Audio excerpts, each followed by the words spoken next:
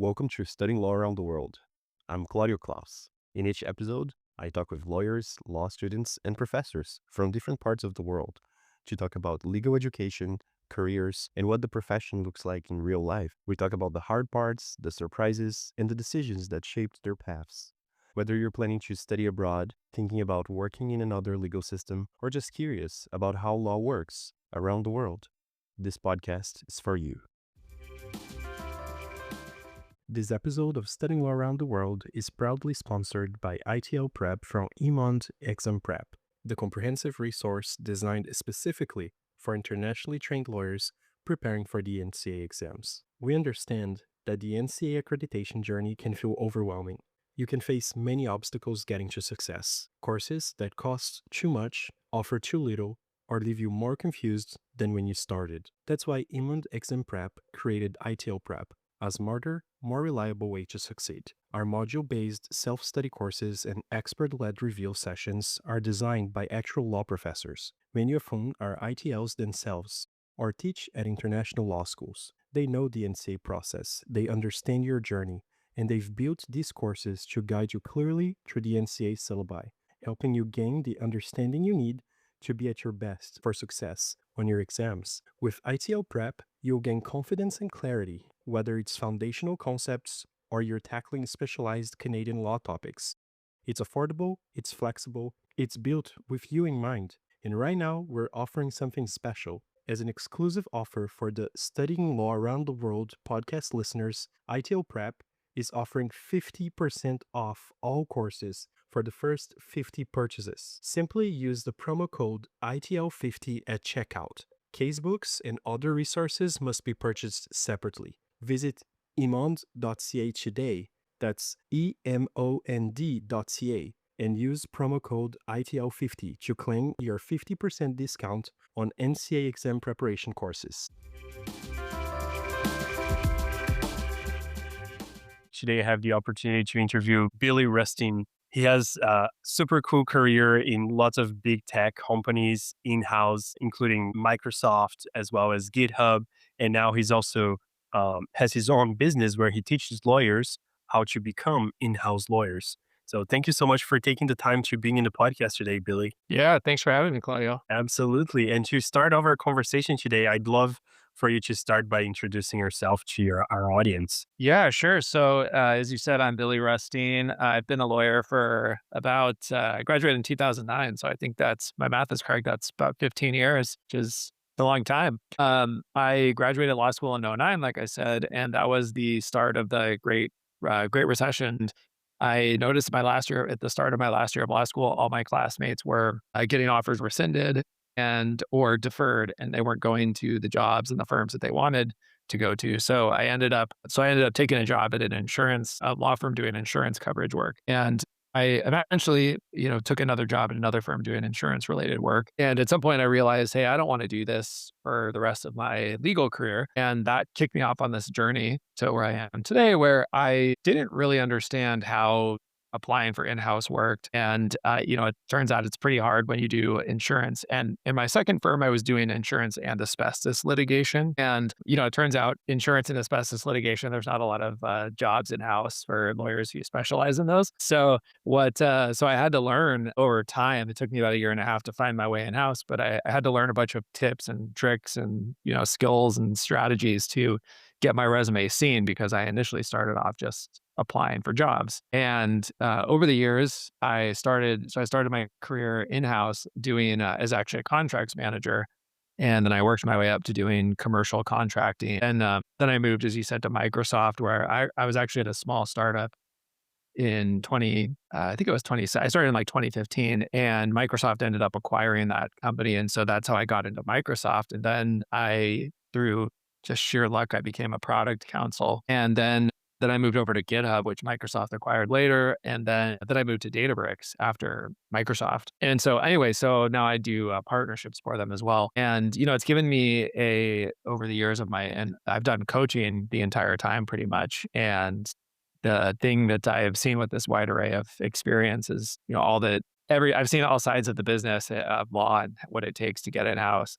And so it's given me a good perspective to help others, which I enjoy. Amazing. I love that you mentioned a little bit more about your background and how you got into the positions that you got to, because I feel like as somebody who's starting my legal career right now, and it's the situation that I see with my colleagues as well, that we get a little bit concerned about our first job. It seems like, if you don't get that big law job on the first year, it really will limit your possibilities afterwards. But honestly, time and time again, the more people coming to the podcast and share their stories, the more I really realized that there is definitely lots of ways to steer your career into the direction you want. And it's awesome to get to hear from you today here. Yeah, of course. There's no one size fits all approach to finding your ideal legal career. And as long as you have some pluckiness and stick to itiveness, and you have a little bit of thick skin and can take some rejection, I think most people can get to what they want to do. Amazing.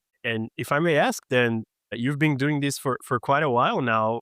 Was there a specific point where you realized you didn't want to be quote unquote just a lawyer, but you also wanted to help other lawyers to getting housed? Yeah, so this is a story actually that goes way back in time. So I'm the oldest of four boys, and when I was in high school, my mom signed me up to coach my youngest brother's basketball team, and I turned out I really enjoyed coaching. It was fun, and there was a strategy aspect, but there was also an aspect of teaching these seventh and eighth graders how to play basketball, right? And I started that kicked off this parallel journey where when I was an undergrad and when I was even after school, now that I have kids, I've always kind of coached. I've coached basketball for the most part, and I've done some other stuff like track and field, but mostly basketball. And then now, I coach baseball for my kids, but I've always just gotten hooked on helping someone connect the dots and gain confidence in something new, because I always come at it from the perspective of someone who was always good in sports, but I needed someone to really hold my hand and explain to me, like, why you do this particular thing. And so, that same instinct is carried over into my legal career. And as a result of my coaching experience, so when I found my first in-house job, I remember I had some law school classmates who said, "Hey, that's amazing that you did this. How did you do it? Can you talk to me about it?" And after like the second or third person told me, and then I have a friend who's a legal recruiter, and he said to me, "Hey, I have some friends, or I have some lawyers who are submitting applications to become for me to recruit for them, and I can't place them because they don't, they're like they had my experience, which was insurance or asbestos or family law or something that wasn't like traditional in-house law." And so he said, "Hey, you should also like think of coaching these people." And so that really like kicked off my coaching career, which I realized, there's like very little practical guidance to going in-house. Lawyers in my experience aren't great about information sharing. I think it's a profession where we like to talk a good game about sharing information, but we tend to actually hoard information because, that's how you make partner, right? Is by like hoarding your clients. And it's like you go to law school and you want to be the top of your class. And there's not really, you may have a study group or something, but there's not really an incentive to help others when you're in law school, at least in my observations. And so, yeah. So anyway, it's just a natural progression from my coaching career to now helping lawyers go in-house, because I enjoy helping people. I like seeing the success, and it really jazzes me up when I see people, make like you see the light bulb, like the proverbial light bulb flicker in their mind when they finally believe that they've had a hard time. They come to me, and then all of a sudden they've now found they've gotten their first interview, or like they've made it to the offer round and they've got an offer. So those are the cool things for me to see. But I just really enjoy helping other lawyers navigate this path that no one really teaches you to take. That's awesome. And I see that you might work with some lawyers who really don't check those traditional boxes of, you got to do X, Y, Z, or you got to start your career doing this. And I think it's always interesting to see, what most people get wrong, and what they, might be doing wrong with their resume, or even if you're a student getting out of school and you do have a few options, one is best. But from your observations, what are some things that people get actually right and that usually surprises you? Yeah, I think that the biggest issue or biggest thing that I'm always surprised by is I don't think that, if you're fancy law school, big law pedigree, those in my observations don't really matter much. Really, the primary key for anybody, whether you went to a fancy law school or you have a big law pedigree, is you need a willingness to learn. It's the attorneys who I constantly observe who are curious, and it's not they ask questions, right? They're not afraid. Law school, again, to not to dump on law school during this podcast, but law school is like teaches you via the Socratic method, and they ask you hypotheticals, and there's sort of this like when you don't when you don't answer the question or you don't know the question, there's sort of this underlying current of, hey, you failed, you didn't know the answer to this question. And I think that teaches you the wrong mentality because it teaches you like a fear of failure because you have this like, oh shoot moment when you're called on, or at least I did when I was in law school. You're like, oh my gosh, I just got called on, like what? And then you start panicking. And so I think it's really like it's the attorneys who are able to kind of like ditch that like I need to know everything mentality and are curious and like, hey, I don't understand this issue. Will you explain it to me? And I think when you go in house, the restraints on your time are a lot different because you're not under the crush of the billable hour. And so whether you're working with salespeople or engineers or senior lawyers, people will take time to explain things to you if you don't understand, but you got to ask. And you got to be willing to learn and roll up your sleeves and think about it a little bit because, the more repetitions and the more curious you are, the better you are. And anyway, that's a skill that I think just transcends where you went to law school, what firm you worked at. And you can learn that skill along the way too. But that is what I think makes you become a really great in-house lawyer. That's amazing. I was thinking here of like what would be something or some story that maybe you could tell us that could be something that our listeners could really relate to. And I'm wondering if there was a time when maybe a client surprised you in some way. Maybe it could be, somebody who didn't have much of that self confidence of going to an in-house role, but really wanted to in the long term, and then ended up, landing that job maybe more easy than they thought. I'm wondering if there is any success story like that that you could share with us. Yeah. So, this story is I had a student come to me a while back who actually had great experience. He had been in-house for many years. He had been, I'm forgetting the exact specifics, whether he was general counsel at one point, but point is he had a great career, great experience. And something happened where he wasn't in his current job and he had spent many months, he felt like he was out in the wilderness and he was not having any luck getting anybody to interview him, or when he did get interviews, he thought they went well, but he didn't go anywhere, and he just wasn't having any luck finding his next job. And you would think on paper, I always tell my students that the hardest in-house job to get is your first in-house job because the jobs are not very plentiful, and there's a lot of in-house lawyers who are competing for those jobs. And in this case, it was totally the opposite. This person had a great resume, and it just seemed like they were just not having any luck, even though they had great in-house experience. But really, this was where and we'll talk about this a little later, I'm sure too, but I felt like he was just really psyching himself out. There wasn't much that I could tell him. It was more, I felt like I became, even though I'm not trained as a psychologist, I felt like I was more just like a kind of like, I don't mean this in like a negative way, but I was just kind of like a shoulder to lean on, another voice to like a voice of encouragement for him. And, I just told him, I said, hey, this is sometimes for whatever reason, you might provide an answer to an interviewer's question. You don't know what the interviewer has been through. You might have said something that just like, that's a red line for them. Right. And it might be the most innocuous thing, like, and you have no idea. And so, the odds are, the more so I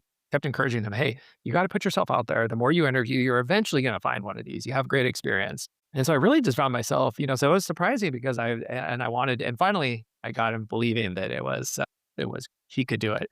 And, I'm happy to report, I think a couple of months ago, he started an in-house job and loves it. So it's great. But yeah, you're equal parts, you're equal parts coach. And sometimes you just have to, it's not even really coaching. It's just like giving them a voice of encouragement, just like in this situation.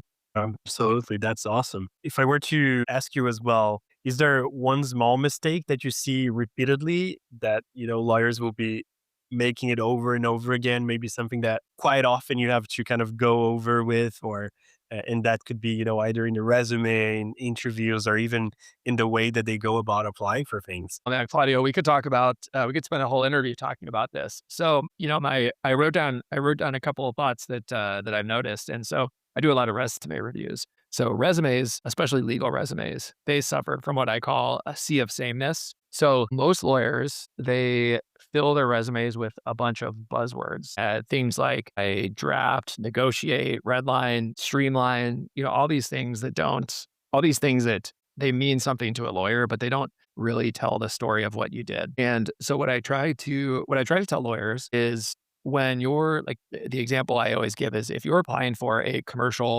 legal role, you're going to negotiate commercial contracts, or if you're going to negotiate procurement vendor contracts, it's the same thing. Your first bullet should describe the types of agreements that you've negotiated, and it should be because the assumption if you're applying for the job is that you know how to negotiate. But if you bury it on your third or fourth bullet, most people are going to assume that your first bullet is the most important thing that you've worked on. So I think that's one critical point that a lot of people miss. The second critical point is this is particularly for law firm lawyers, is law firm lawyers write their resume, and this is no fault of their own. They don't think about it. Is they write their resume like when they're applying for an in-house job as if another law firm lawyer is going to be reading the resume. And it just doesn't speak the language of the in-house lawyer. So these lawyers, oftentimes I advise them to take a look at job descriptions, in-house job descriptions, and start thinking about what kind of words are used, what words and phrases are used in those job descriptions, because those could be a helpful roadmap for you how to describe your experience on your resume. And in today's day and age with ChatGPT and Claude, you can just take a couple of those job descriptions, post them into ChatGPT, and you can also put your resume in there and say, something like map my experience using the buzzwords found in these three job descriptions, and that will go a long way towards improving your resume. No, that's amazing. Quite a good tip that I feel like everybody could benefit from. Maybe not even only people wanting to go into the in-house space, but really trying to, stand out a little more in the job market. And I'm also curious to know about, once one of your clients gets a job, do you also work together to know, the first few weeks, or are there, rules of what to do, what not to do? Do you have any general guidelines like that? Yeah, well, it depends. So first, yes, I actually in my course I have a lesson which is essentially, hey, now you got the job.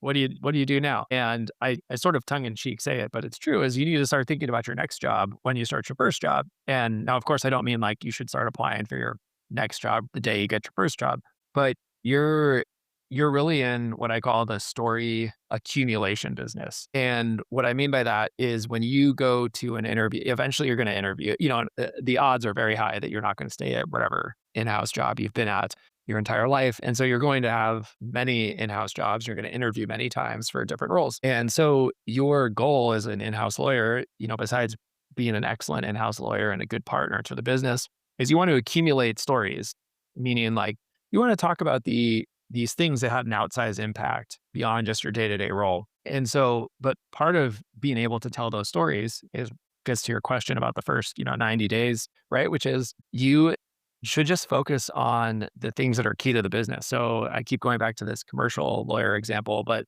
one of the things, and even if you're a product lawyer, it's still the same, is you should understand the products. What do they do? You should understand if you're a commercial lawyer, you're going to be negotiating the terms of service with your customers. So you should understand what your terms of service say. You should talk to other lawyers and ask them what are the things that customers typically negotiate and like why do they negotiate? And if you're at a company that's big enough, they'll probably have a legal playbook that you can go and review and see, hey, these are the fallbacks that we get, and here's the provisions. You have to learn those because that's really the table stakes is when you understand how your job works and you understand the product, it all fits together into this like beautiful, mixture, right? It's like a recipe. And then when you understand all that, that is when you get into the next phase, which is where you get, which I called story accumulation, right? That's when you're able to like add the real value to the business because now you're doing the day job or what's required of you and you're doing a great job. But then that's when you start thinking like, hey, I've noticed that this same issue keeps coming up every single time what's a way we can streamline this? Or hey, maybe there's a problem over here. Or, if you're on the vendor side, right, which is just the flip side of commercial, maybe you say, hey, I've noticed that we're getting the same type of agreement in, but we're not really negotiating it. Maybe you just create like a one-page rider that says, hey, here are the key terms that we require in every contract. Those and then that way you just eliminate negotiation. And so, maybe that's like 10% of your day, right? You spend reviewing these agreements that you never redline. And now all of a sudden you've freed up 10% of your time. And that goes into the category again of story accumulation. So now when you go interview again later, you have this great story. Like, hey, I saved, I saved 10% of my time or 10% of the contracts I reviewed by, streamlining this process. And here's what I did. And here's the impact it had. And it allowed me to do all these other things that I wouldn't have normally been able to do. So those are the things I think you should look for, and that's obviously way beyond like, your first like couple months in the role, but the table stakes are what you got to start with and build that great foundation that allows you to excel later on in your career. Amazing. Really, I think that one of the very helpful like resources that you have as well is what you end up doing a lot on LinkedIn of like, putting a whole list of different in-house roles that are available. Sometimes not only in the US, but including, Canada. I've seen you do it with a few European countries as well. So really comprehensive, and I find that amazing. In a way, it's been really nice to see, your helpful tips and all of that. And I'm wondering as well if you have any kind of advice that maybe you give to lawyers, trying to build their own online presence in a way that feels natural to them.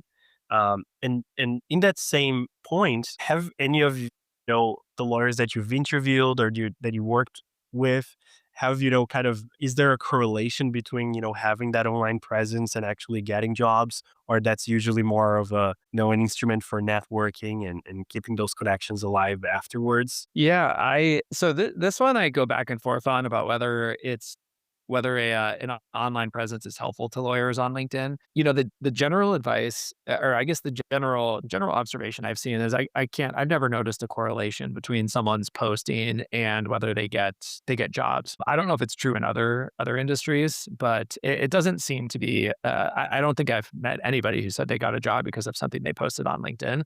I do think that if you're working in a law firm, posting on LinkedIn could be a good way to draw the attention of in-house lawyers, right? Because you're seen as a subject matter expert. It's similarly like presenting at CLEs is another great way to do that. But I think in terms of trying to grow your online presence, I think, first you have to get over, I guess, the cringe factor of like, posting content and like feeling like what other people, you care about what other people are thinking about you. But I think you really just have to be authentic, right? And think about and this advice is not dissimilar from what I hear other people give, but, think about something that you're interested in and that you know a lot about.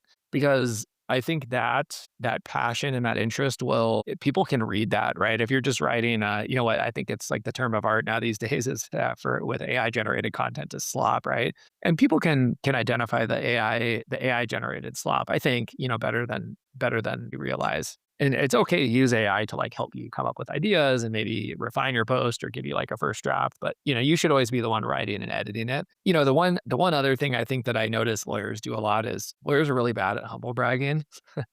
I think it's perfectly fine and acceptable to be proud of what you've done and highlight your accomplishments.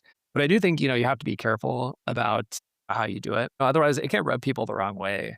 And I think honestly, oftentimes it's better to keep things short and sweet. Like for example, I'm honored to like have received ABC award last week, right? But then I think kind of you cross the line into like cringeworthy and embarrassing when you post something about an award or a nomination you received, and you say like and you couch it in a way that's just like it turns people off, I think, and it's like I had a really awesome time at this conference, and I was humbled to be on stage with this, insert the name of a super important person. And then I was presented by an award from this other super important person. And it's like, nobody wants to hear that. It's just like, just describe the award and the work you've done, and like, let your work speak for itself. But, I think you could talk to probably 10 people and they'll have 10 different takes. And so I'm just one person. It's like resumes, right? Everyone will have a different resume tip. But this also gets me thinking, though, I'm going to have to follow my own advice when I post about being on your podcast when this comes out. So it's a good question. It got me thinking. There you go. No, that's great. Well, to wrap up today's episode, I wanted to do a little bit of a lightning round with you. So I wanted to ask you, if there was kind of one phrase or one thing that you see in each or in lots of the in-house job descriptions that you could delete, what would that be? Oh, this is an easy one. I would delete any job description that describes a job as corporate counsel, but what it's really describing is the head of a legal department. I posted about this before on LinkedIn, but that is a huge pet peeve of mine is people just have unrealistic expectations. And they'll say it's a corporate counsel role, but it's like they really want, the head of privacy, head of product, head of commercial, head of compliance. And I don't think that does a favor for anybody, the company or the lawyer who gets that job. Amazing. Is there anything about law school that you wish it were completely different? Yeah, I do. I was actually talking with a friend this morning about this. I think law school can be done in 2 years. So that'd be one thing I wish was changed. The other thing is I wish there was less focus on learning the law. Like there are some important things you need to learn, like civil procedure and criminal law and things like that. But I do think there's not enough emphasis on like learning, but like learning how to do things. And I think there's you get in, a lot of lawyers are done a disservice when they go into, and firms are done a disservice when lawyers go into practice and they spend the first probably couple years just molding these lawyers into lawyers who are actually, can produce work product that they can sell.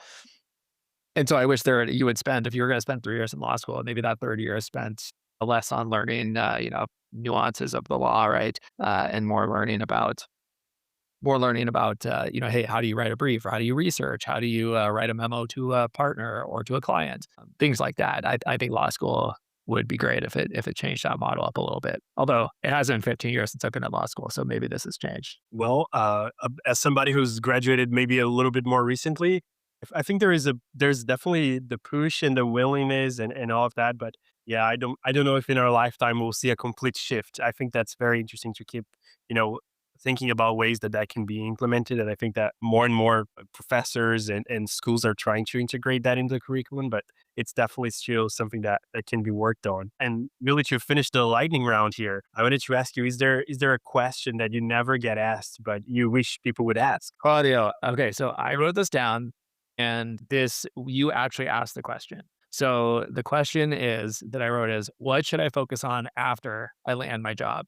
Because so many people focus on landing the job, but they don't think about what they should be doing after that. And so I think if they focused on that, they would, or they spent a little bit of time thinking about that, they would do themselves a humongous favor and really go in, hit the ground running. Fantastic. Well, I really appreciate you taking the time to share all of these insights and so much about your career and the work you do. If you could also tell our listeners of like how could they reach out to you? How could they learn more about your coaching services as well? Yeah, for sure. So you can find me on LinkedIn, Billy Rusteen. I also have a course called My In-House Coach. It's just www.myinhousecoach.com. And you can also feel free to reach out to me, email me at hello@myinhousecoach.com. Amazing. Thank you so much once again for being in the podcast. And thank you all for listening. Thank you.